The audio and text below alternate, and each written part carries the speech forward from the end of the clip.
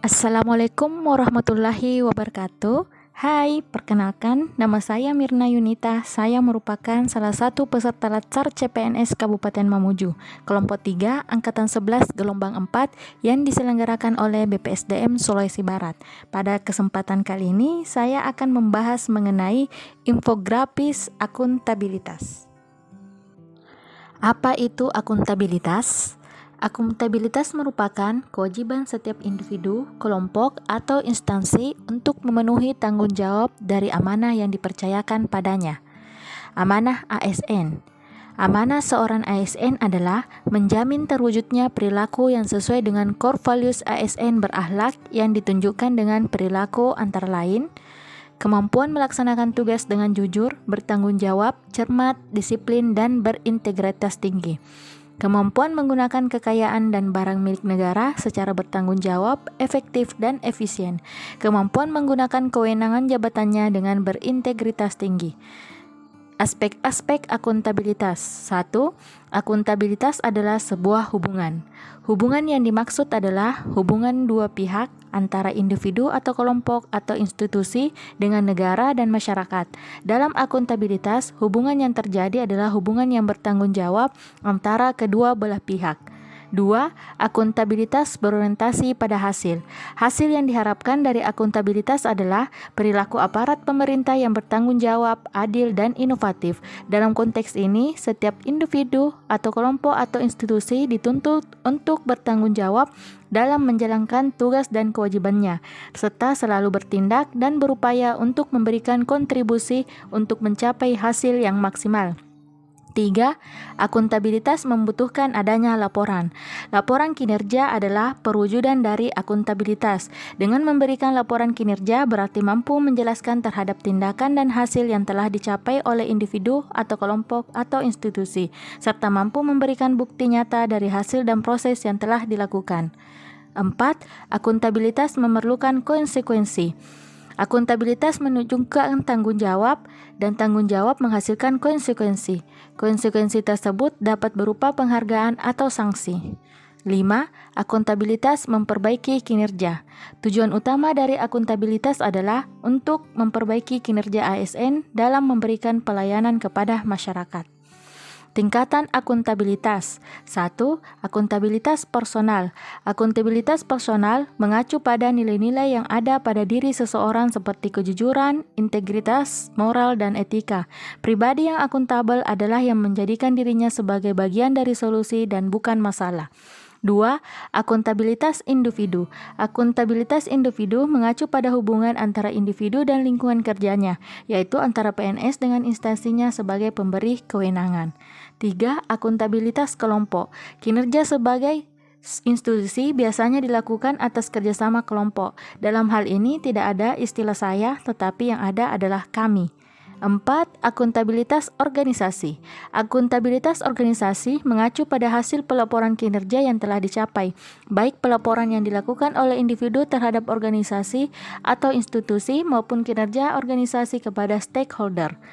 5. Akuntabilitas stakeholder.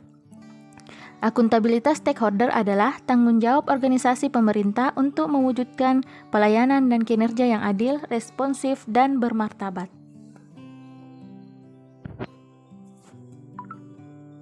Setelah kita mengetahui infografis sebelumnya tentang apa akuntabilitas, aspek-aspek akuntabilitas, dan tingkatan akuntabilitas, diharapkan kita menciptakan lingkungan kerja yang akuntabilitas.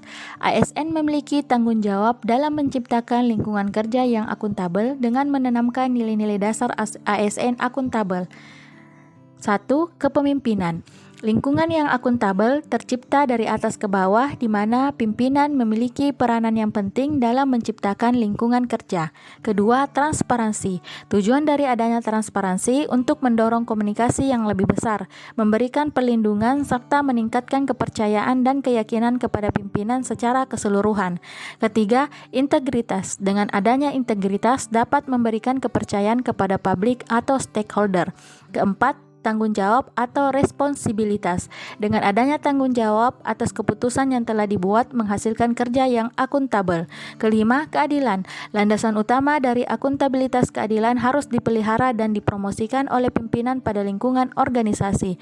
Keenam, kepercayaan. Rasa keadilan akan membawa pada sebuah kepercayaan. Kepercayaan ini yang akan melahirkan akuntabilitas.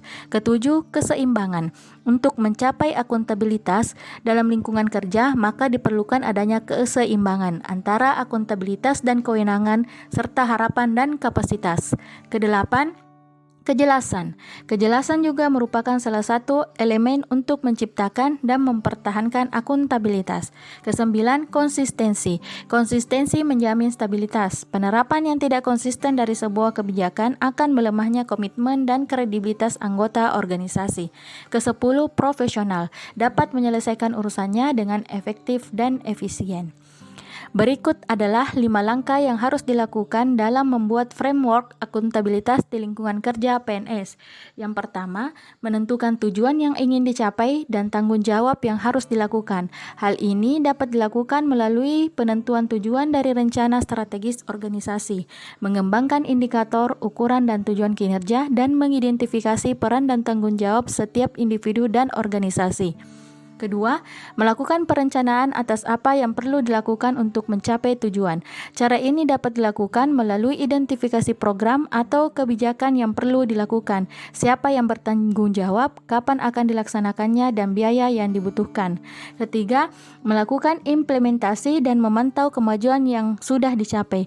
Hal tersebut penting dilakukan untuk mengetahui hambatan dari implementasi kebijakan atau program yang telah dilakukan. Keempat, memberikan laporan hasil secara lengkap, mudah dipahami, dan tepat waktu.